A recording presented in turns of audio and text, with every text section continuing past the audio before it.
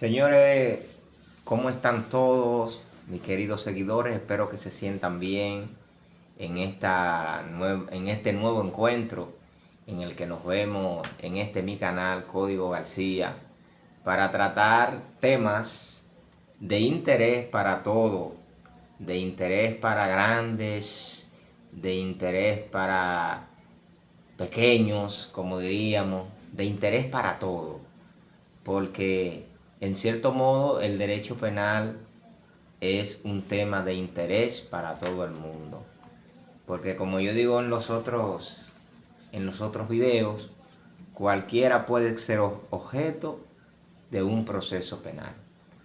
Señores, no quisiéramos entrar en materia sin antes comentar algunos sucesos que han sido eco de todos los dominicanos en estos días, vamos a decir en el día de ayer para ser más específico. Hechos que suscitaron nuestra atención y que de una manera u otra algunos fuimos víctimas de ellos.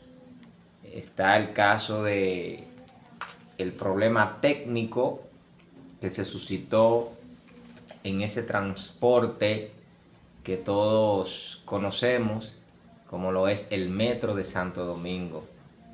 Ayer los pasajeros que se desplazan por ese importante medio, pues un- tuvieron que gustar de un suceso de mal gusto, valga la redundancia, pues el metro sufrió una pequeña avería técnica, parece que de carácter energético, y estábamos viendo diferentes personas que en las redes sociales pues subían videos de lo que estaba aconteciendo. Allí vimos como personas tenían que ser evacuadas de los vagones, tanto de la parte en donde están algunos túneles como de la parte en donde se encuentra el puente que atraviesa el río Isabela, aledaño al sector La Sursa. Y es una situación que nos llamó mucho la atención y a la vez nos provocó un poco de tristeza, porque saber que un transporte tan moderno como ese todavía se encuentra siendo víctima de algunos errores que se pudieran haber predicho y se pudieran haber evitado. Manera que esa situación pues hace que uno diga que como que no sé si decirlo, pero no creo que estemos avanzando tanto, porque tenemos cuestiones, transportes modernos, pero a veces parece como que la modernidad se queda solamente en palabras. Ahí vimos ayer ese percance, ¿sí?, de mal gusto, que de hecho dejó personas hasta con situaciones, si se quiere, hasta clínicas, podríamos decir. Veíamos en algunos videos, en algunas redes sociales y en algunos canales de noticias hermanos, y veíamos como personas casi hasta se asfixiaban por el encierro y por el daño que le causó esta situación. En otro orden, vimos también ayer, fuimos víctimas de un apagón nacional que dejó el país arrodillado en tiniebla, arrodillado en una etapa que pareciera que ya la habíamos olvidado. Dejó al país arrodillado en un apagón en donde las diferentes redes que utilizan energía eléctrica, los diferentes comercios que dependen de ese recurso tan preciado, también sufrieron daño. Estamos hablando de el tránsito, sufrió un colapso, pues ustedes saben que las redes semafóricas trabajan con energía eléctrica. Algunos comercios que también se vieron afectados, que también los hogares se vieron afectados, de manera que recordamos una pesadilla que pareciera que hacía mucho que no la habíamos vivido, y pareciera que era cuestión del olvido, cosa del olvido ya, pero nuevamente volvemos a decir lo que dijimos hacía unos minutos, que nos recordó la era de piedra ese suceso de ayer. Y las autoridades tendrán en su momento que abrir una investigación para dar al traste y determinar si se trató de un sabotaje o se trató de algo una falla técnica, o si hubieron manos criminales en ello, para que, bueno, si en el caso de que hubiesen manos criminales y se determine que fue un sabotaje, pues la población dominicana espera una respuesta por parte de las autoridades, que se han tramitado esa gente a la justicia, porque se trata de una situación de carácter nacional.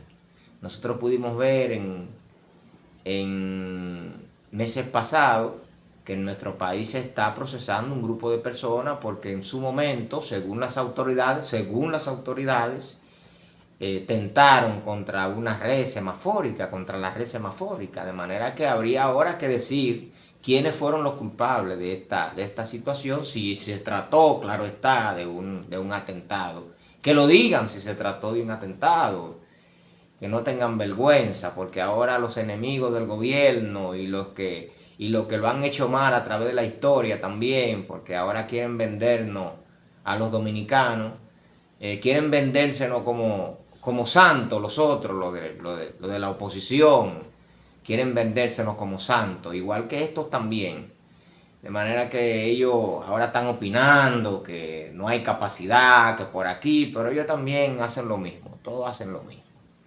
De manera que nosotros los dominicanos ya vivimos de ese día a día, ya sabemos, ya conocemos en lo que concierne a nuestra política, conocemos los cojos sentados, como dicen por ahí. Ya difícilmente nos puedan engañar los presidentes añejos, yo le llamo añejo a ese grupo de presidentes que se ha encargado de conjuntamente con sus secuaces hundir al país en un letargo económico y en un letargo, si se quiere, hasta histórico. Han echado el desarrollo del país 50, 100 años para atrás, fruto de sus malas prácticas y malas administraciones políticas. Que Dios nos coja confesado. En esta noche vamos a darle continuidad a nuestro tema de plataforma y vamos a hablar de un tema que es muy importante para todo aquel que se encuentra siendo sujeto de un proceso penal. Estamos hablando de los derechos del imputado. Se encuentran estipulados en el artículo 95 del Código Procesal Penal. Y ahí vamos a tocar todas esas situaciones que deben de darse alrededor de un imputado, todo el trato que se debe de dar alrededor de un imputado cuando una persona es indicado, cuando una persona es señalada como autor o cómplice de un delito. Y quiero permitirme leer el artículo 95, su primer párrafo, para que entremos en materia. Dice así: derechos del imputado. Todo imputado tiene derecho, desde que se solicite la aplicación de una medida de coerción o la realización de un anticipo de prueba, derecho a 1. Ser informado del hecho que se le atribuye, con todas las circunstancias de tiempo, lugar, modo, en la medida conocida, incluyendo aquellas que sean de importancia para la clarificación jurídica, un resumen del contenido de las pruebas existentes y las disposiciones legales que se juzguen aplicables. O sea, este primer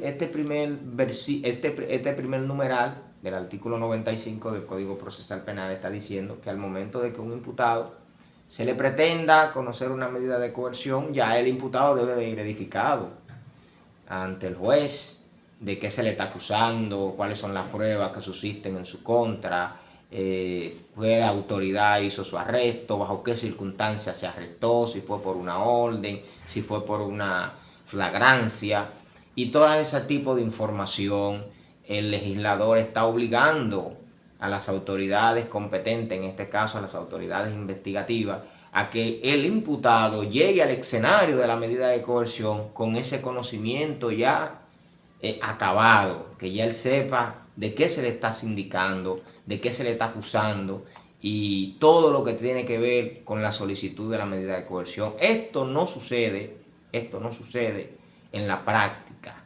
En la práctica, los imputados son objeto de miles de diabluras y miles de cuestiones que en su momento las autoridades emplean fuera del Código Procesal Penal, se apartan del Código Procesal Penal y ejercen métodos que no son lo que el Código alinea para que el imputado se le haga un proceso como dice la ley que hay que hacérselo.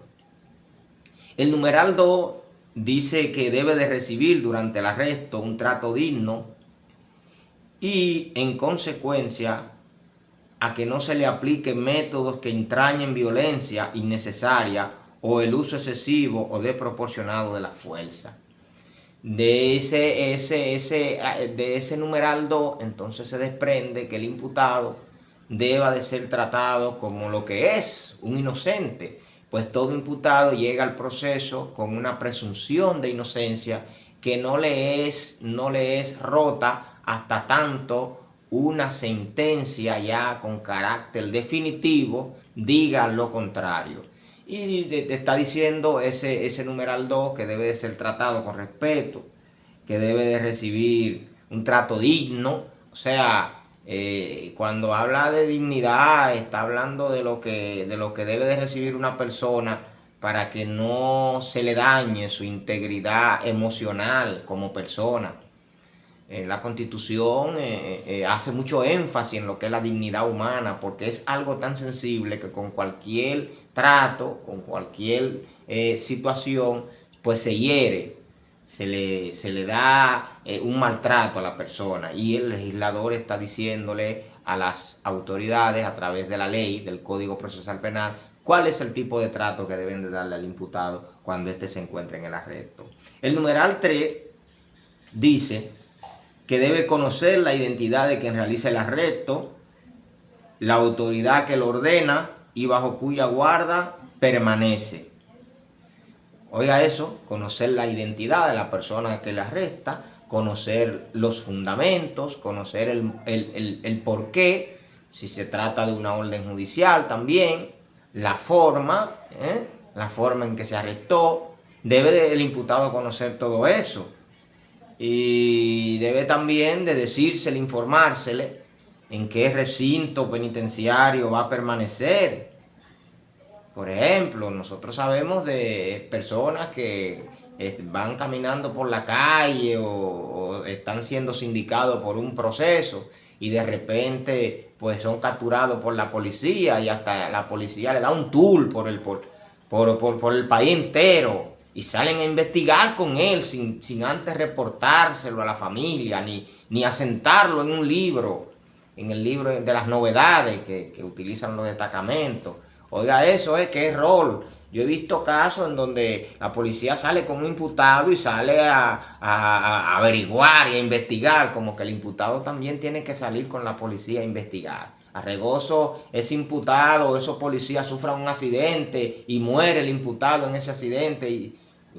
Imagínense en qué condiciones pudiera morir. No queremos que eso pase, pero se pueden manifestar muchos acontecimientos, por lo que se requiere primero que el imputado sea tramitado, que sea sentado en un libro.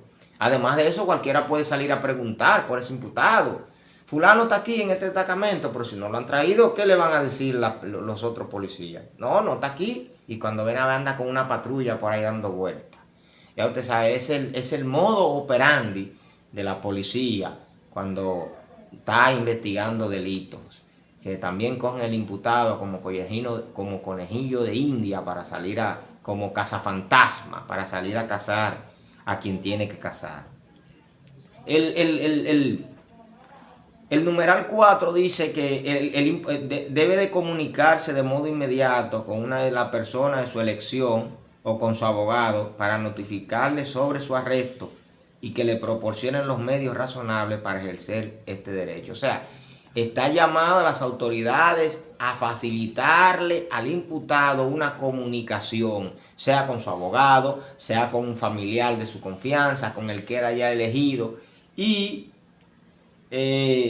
le dice el legislador a las autoridades: ustedes tienen que allanar ese camino, ustedes tienen que hacer que el imputado pueda comunicarse con una persona, pueda comunicarse con su abogado de manera inmediata. Si usted se fija, el legislador es claro cuando dice preferiblemente con su abogado, porque es que el abogado sabe qué tiene que hacer y qué tiene que exigirle a las autoridades que se encargan de la investigación para que ese imputado no reciba un atropello y para que ese imputado se le respeten, se le tutelen todos sus derechos. Es por eso que el legislador prefiere que el imputado se comunique con su abogado, y no es que no se pueda comunicar con un familiar, claro está, pero a veces los familiares, por no saber nada de derecho, no saber nada de leyes, de hecho no saben a veces ni localizar, no saben cómo localizar al imputado.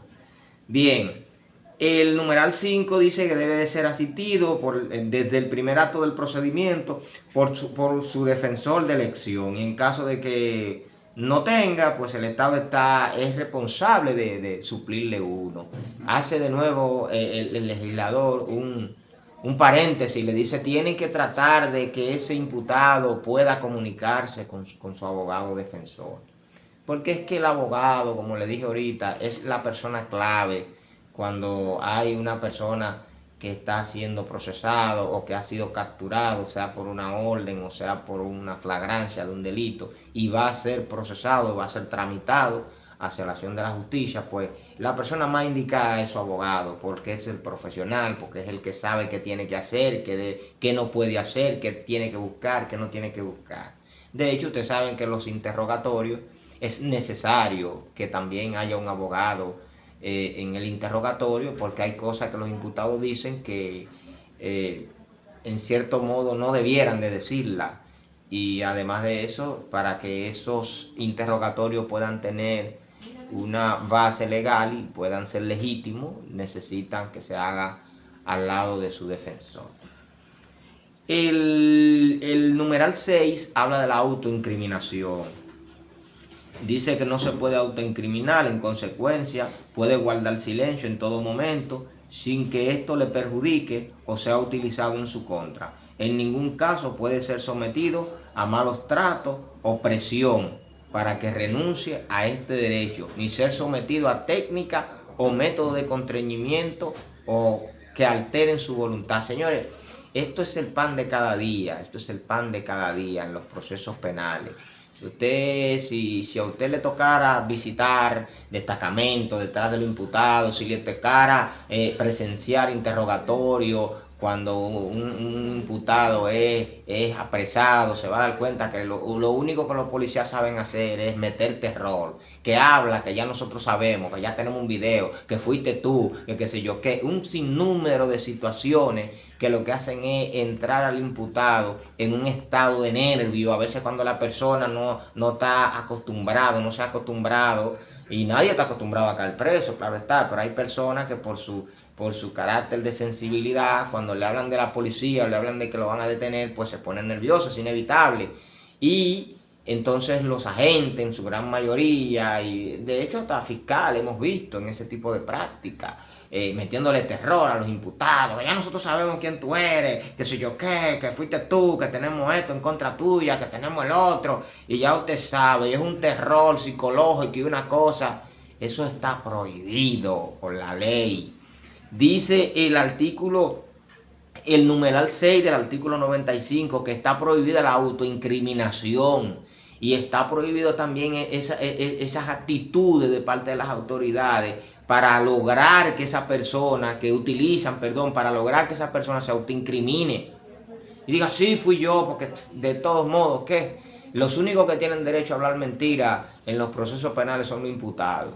El imputado dice que fue él, y cuando tenga delante el juez dice: no fui yo, ellos me obligaron a decir que fui yo, y el juez no le hace ni caso a lo que diga. De manera que en la práctica aquí esa situación es el día a día, meterle terror a los imputados, tirarle fotos, enseñarlo en cámara, un sinnúmero de situaciones que las personas desconocen, que son derechos que hay que tutelarles, pero los policías, la gente, los que andan investigando, las agencias investigativas, hacen lo contrario a lo que dice el código cuando tienen una persona. El numeral 7 dice ser presentado ante el juez o el Ministerio Público sin demora y siempre dentro de los plazos que establece este código. O sea, después que la persona ya está sometida, después que la persona está atrapada o arrestada, como diríamos, que ha sido investigada sin tener que estarle metiendo terror, ni metiendo cuco, ni darle golpe tampoco, que eso era una práctica que yo creo que ya debe de ser pasada y que debe de ser olvidada en nuestro país. Entonces hay que tramitarlo a la autoridad competente, en este caso al Ministerio Público, para que el Ministerio Público lo presente al juez en el plazo que el código establece. Y que si el Ministerio Público entiende que ese imputado debe de quedarse sujeto al proceso, pues solicita una medida de coerción. Ahora, si el Ministerio Público entiende que puede continuar la investigación sin que esa persona esté sujeta a una medida de coerción, pues lo hace. Esa es la autoridad que va a determinar qué hace o qué no hace. El numeral 8 dice no ser presentado ante los medios de comunicación o ante la comunidad en forma que dañe su reputación o lo exponga a peligro. Señores, cuánta violación de derechos se ven a diario, gente que lo arrestan y la policía empieza a darle cámara y los periodistas y todo el mundo y no hay un protocolo de cuidado ni nada, porque, señores, una persona sindicada o imputada por un hecho punible puede ser objeto, puede ser víctima también. Nosotros hemos visto casos en donde personas que han cometido un delito, por ejemplo los delitos de sangre, de repente se va un familiar al lugar donde se le está conociendo la medida de coerción y hasta lo agrede y cualquier cosa. Entonces, yo creo que las agencias investigativas en este caso deben de ser cuidadosos. Eso de estar enseñando a los imputados a la prensa y tirándole fotos y subiendo fotos y que ya lo tenemos y que está aquí, eso es una imprudencia. Además, eso es ilegal. Eso es ilegal. Por eso, un juez serio, un juez que sea serio, que usted en su momento le implore y le diga, no, el problema es que mi cliente fue puesto a la opinión pública antes de ser condenado. Porque hasta que una persona no es condenado, no puede ser expuesto ante la opinión pública. Por eso la medida de coerción, las audiencias de medida de coerción son privadas, no son públicas. Por eso usted ve que usted va a una audiencia cualquiera y lo dejan entrar. Pero si usted va a una audiencia de medida de coerción y usted no es parte, no lo dejan entrar. Porque quieren cuidar la privacidad de ese imputado, porque ese imputado no es culpable. Ese imputado todavía está revestido de la presunción de inocencia. Entonces, por eso es que esas audiencias no son públicas, son privadas. Pero ahora, antes de que ese imputado se le conozca la medida de coerción, ya todo el mundo sabe qué hizo ese imputado y cuándo lo agarraron y dónde lo agarraron, porque empiezan a darle cámara. Todo el mundo empieza a camaradearlo, vamos a decir así. Y ya todo el mundo sabe quién es. Señores, eso no se puede. Eso es ilegal, dice el código. No se puede hacer eso. Así que eso es una situación que debe de cesar, esa práctica en nuestro país. Bien, y por último, dice que el numeral 9 dice reunirse con su defensor en estricta confidencialidad. Bueno, señores, este numeral 9 es vamos a llamar, ese es el numeral que más importancia tiene para mí, porque cuando una persona que está siendo procesada en un caso, proceso a la redundancia, puede tener comunicación efectiva con su abogado, pues el abogado sabe cómo defenderlo, cuál sería la teoría que va a crear para defender ese imputado. Pero en la práctica eso a veces es traumático. Nosotros los abogados a veces tenemos que pasar por un Jordán, como pudiéramos decir, para poder tener contacto con ese imputado, para poder hablar con ese imputado en confidencialidad, porque la policía se encarga a veces de privarlo de ese derecho, y a veces usted va a preguntar por un imputado y empiezan con una cosa como que usted se lo va a robar a ellos, el imputado. Y esa no debe ser la actitud. La actitud debe de ser que cuando el abogado llega y pregunta por el imputado, si el imputado está ahí y desea hablar con él, que la policía active los protocolos de seguridad, como revisarlo, a ver si es su abogado, identifíquese. Mire, ¿es de verdad es tu abogado? Sí, esto por aquí, vamos a revisarlo, a ver si usted no lleva ninguna arma. Porque puede ir una persona haciéndose pasar por el abogado y hasta herirlo, matarlo en el destacamento. Pero la policía lo que tiene que hacer es activar los protocolos de seguridad, pero debe de darle la oportunidad al defensor de hablar bajo estricta confidencialidad con ese imputado, para que el abogado sepa cuál es la defensa que va a ejercer, cuál es la teoría de defensa que va a ejercer.